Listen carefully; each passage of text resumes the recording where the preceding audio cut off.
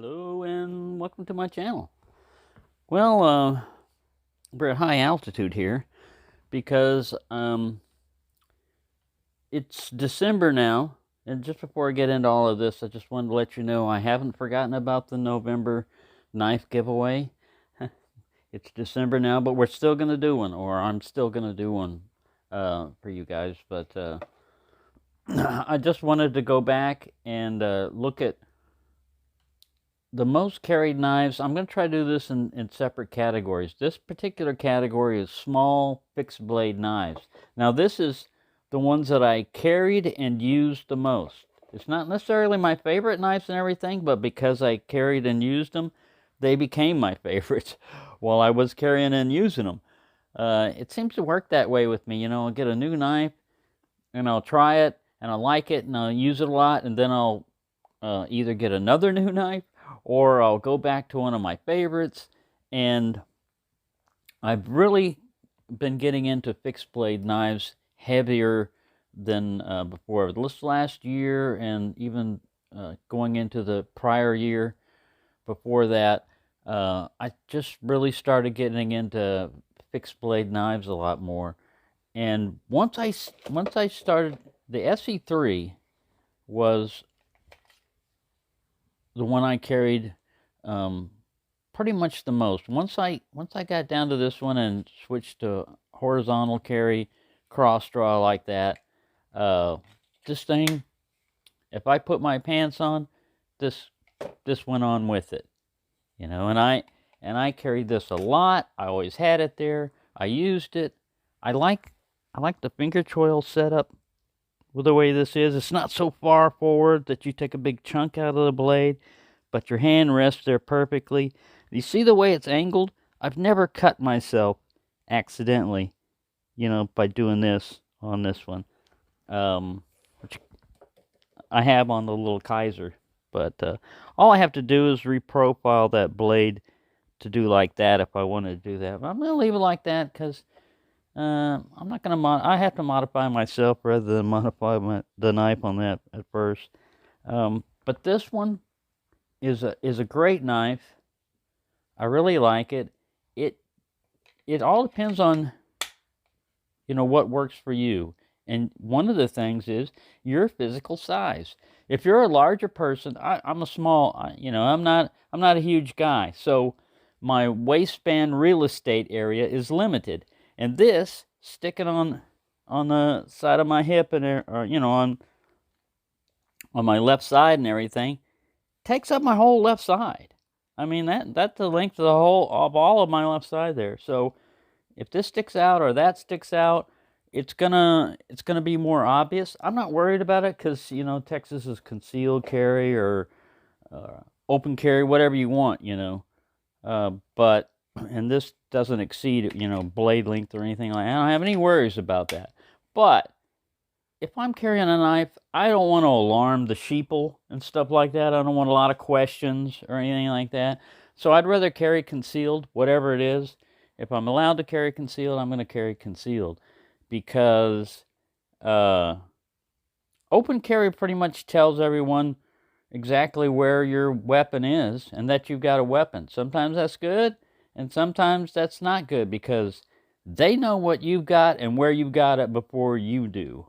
It's the way I look at it, you know. So I mean, you really have to be super vigilant with open carry because someone can just get close enough to, you know, depends on weapon retention too. But anyways, let's get back to knives. So I found this very useful, but a little bit large. And you know, there's nothing wrong with an ESEE. This thing right here would be the one that, if I was going to depend on one small knife, you know, to do pretty much everything, it would be this one out of all of these.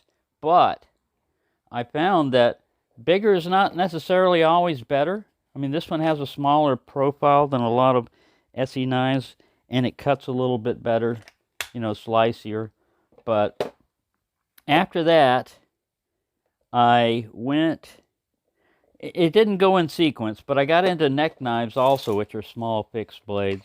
And I like the little Bowie. I've got the little Tanto also, the mini tack. I've got it somewhere else right now. I went through my Tanto phase where I was buying a lot of Tanto knives and everything, and it took me a little while to kind of figure out that I like the Bowie knife. I like the Bowie, the clip point blade shape better than the Tanto. The Tanto, whatever you want to call it, simply because I don't have one out here. Oh, I got something like it. The Mini Spike. You've got that extra area over here, and you've got a scraper thing. But you know what makes a better scraper than a knife? A Dollar Tree scraper that you can buy for $1.25. You know, a paint scraper. It's dull on the edge, so it doesn't dig into, like if I'm scraping a stain on a tile floor with a knife blade.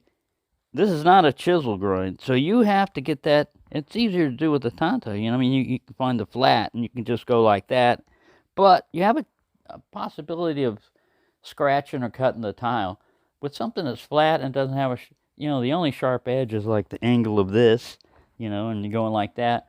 Like I said, scrapers work better. But anyways, I like this one because it's long. It's like a 4-inch blade on a little thing, and it's fun to throw, you know. So I carry this one quite a bit. Sometimes on the hip, you know, I had it like this. Other times it just sits in the pocket, the front pocket, because I'm usually wearing cargo pants or something like that, and they've got long, deep pockets. And this will sit in there without the handle sticking out. But if you reach in, you can just thumb it out and have it ready. And that's another thing I like about the fixed blades is when you pull them, they're ready. All right, they're ready to go. You don't have to, is this a button lock? Is this, how strong is this or anything? You don't have to worry about that. All right, so what started me getting into a lot of these was the mini leather neck was a gift, the dagger, and it started getting me back into boot knives. You know, sometimes things can trigger things. You get them and go, wow, this just feels so good. I like this little cross guard, both up and, you know, top and bottom, because you got a double-edged blade here, you know. There for a while, I was into boot knives back in the 80s and stuff. And I kind of phased out of that and went to single-edged weapons or knives. And I kind of, you know, forgot about what these are good for, and that is you don't have to worry about which edge cuts, which way you're slicing. You don't have to twist your hand around or anything like that. If you want to do a slice like that, if you want to do a Zorro with this, you could do a Zorro cut. All right, so I got into neck knives, like I said, and I carried that one. I carried this one. All right, so then the next one that came along, and of course I made a sheath, you know, for like the, see this one here is if I need to just pull it out quick. Even though this, you know, Securex possibly will dull the edge on some knives. I made a leather sheath. This will fit, you know, multiple knives that I've got. It'll fit this one and the other mini tack and a couple other ones. And then the way I've got it, let me get this thing back over here. I've got it with paracord and this little Olight here, so that when it's hanging around your neck and you're walking along, if you need a little light, you just barely pull. Momentarily turns on. It's got a magnetic base. It's rechargeable. So you got a light and a flashlight right around your neck. You can still thumb this off and pull it out pretty quick. You know, I mean, how fast do you need stuff a lot of times? You know, I mean, it only takes once for you to need it quickly, though, for it to be worth its weight. Yeah, these don't weigh that much. They're easy to carry, and I try. It's easier to get into neck knives in the wintertime, because then you've got another coat or you got a shirt or something you can put it on. And I just don't like metal or cord or anything just dangling on my, you know, in my chest or anything like that. It's just a thing, you know, just because I wore dog tags, and these get annoying, man. I mean, I tell you, this stuff gets annoying if it moves around and shifts. But, you know, those of you that like and carry them neck knives, fine. You know, you do you. Me, I'd rather carry a knife at my waist. And I stole this sheath. This is a Essie sheath. I stole this sheath from this knife. They swapped, basically, because this Kydex sheath I really like. And once again, another Essie. I love this little, I miss this little finger hole. Yeah, I love that. The finger choil here is perfect. It's just not sacrificing any of the blades, so that when you cut, the most you're going to drag on is this little tiny spot right here. And you can even sharpen it up like I did. I sharpened the sharpening choil a little bit so that even if you're cutting, something gets down there, it's still going to, rather than snag, it'll cut. I left the coating on this one rather than the way I did. I took it off the Essie because, yeah, they can. This thing does resist rust a lot better, and I'm not worried too much about the drag, you know. But I got this one, and then basically the Azula 2 is the same thing, but with a longer handle. As you can see, this one is not. You know, this is the WF204 and 14C28N Watchman or Brother. You know, they're basically the same company. But you basically have the same blade shape, but with a longer fixed handle. You can see, you know, you can't shorten it up anything. With this one, you can put this little handle on it. Mine came without the handle. I got this as the Essie, you know, micarta handles on it. Or you can get one that fills in this hole and comes back here and basically gives you this length. So, I mean, for versatility, this, like I said, this is perfect length for me and everything. But what has taken over, let me see, I'll put this guy back in here. What has taken over as my favorite fixed blade and the one I've been carrying and hasn't taken off my belt since I got it, of course, is this one. This is the Kizer in 3B, the mini harpoon. Now, you see how that's sharp right there? If I were to angle that a little bit more, you know, round that edge off, I wouldn't nick myself. But it heals. You know, the amazing thing about flesh is it heals usually. I love this thing, man. It is super sharp, super slicey. Whenever I go to open a package, it never, you know, drags across plastic. It cuts it right open. And yeah, I'm usually just cutting open box, cutting cardboard, cutting plastic, cutting string, occasionally bank line or paracord. But I love this thing, man. It's light. I mean, look at the size, the package comparison. You know, it's a lot smaller. It's a lot lighter. It doesn't stick out near as much when I'm carrying it on my waist as this. And I mean, you can see.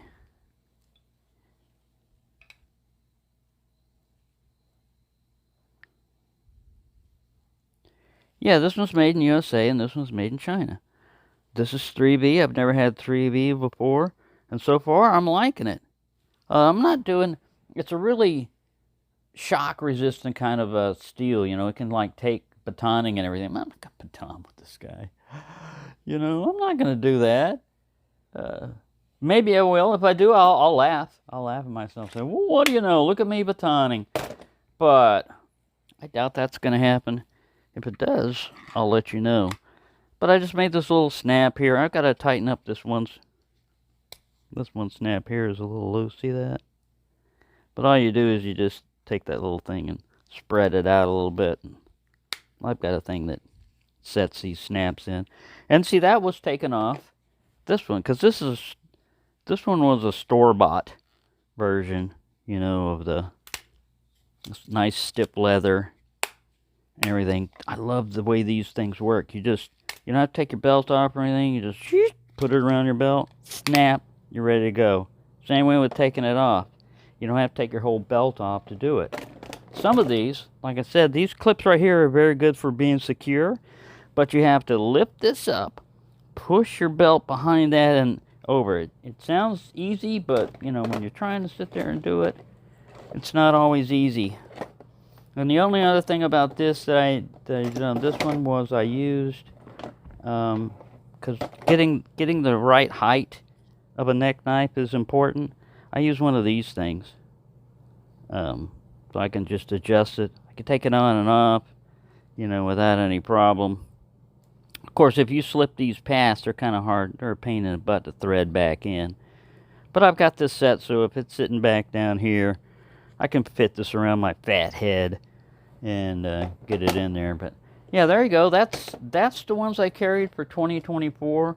And like I said, the latest one is my favorite one because it does everything I want it to do. I just got to be careful when using it that I don't index finger a lot, because it will cut you, but it won't cut you real deep. I guess if I got carried away and tried to come back, it would cut me deeply. But yeah, I still have nerve endings in my fingers. I know when I'm cutting myself, so I stop usually if I got time. But yeah, there you go. I don't know if I should get the bigger version of this. I probably will. There's like a 4-inch version of this. But I have so many knives. In the next one that I'll do is the fixed blade knives that I carry that are not small. They're like medium or large, The medium one would be a small category, but I might break it down into that. But anyways, yeah, and then I'll go into flippers after that, and then folders. I'll save folders for last. The most carried folders of 2024. But starting with 2025, pretty much this is going to be it.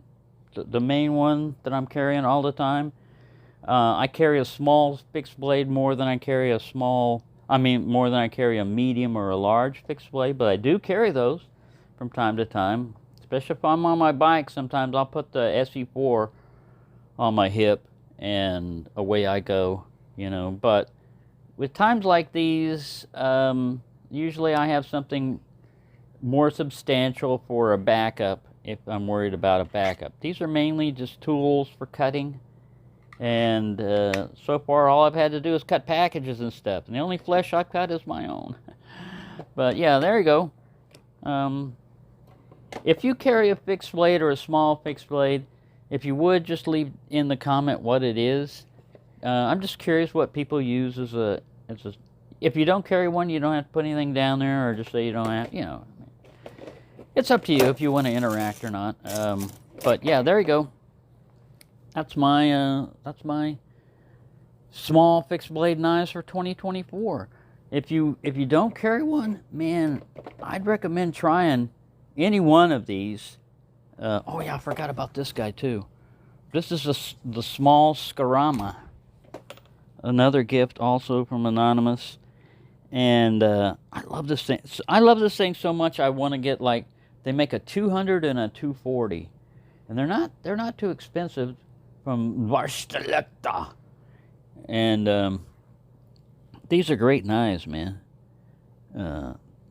Tarava, I think is the name of the company that makes them. The sheath, I never snap that because it's super retentive already. Whew, good thing that was blunt. Do that looking through the camera. How to cut yourself on I didn't cut myself. I just almost did. If it would have been that guy, it would have drawn blood. Just touching yourself with it. But anyways, this is a cool little one. It's got a Scandi grind on it, and I think it's a 80 CRV2 or whatever steel, but it's a nice little tough little work knife. I carried this one from time to time. Not quite as much because I don't do as much woodworking around here. I mean, my woodworking is going up against cardboard. But there you go. That's the list of the knives. I almost forgot this one. That I carried in 2024. Hope you found that interesting. Thank you for watching, and have a nice day.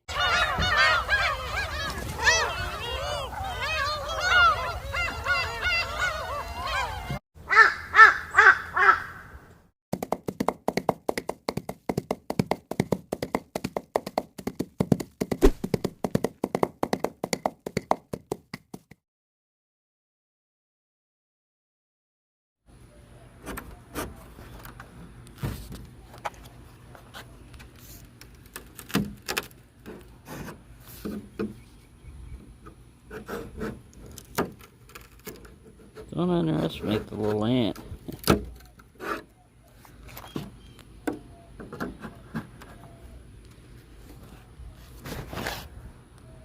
Sorry, I can't hold this thing and do it at the same time.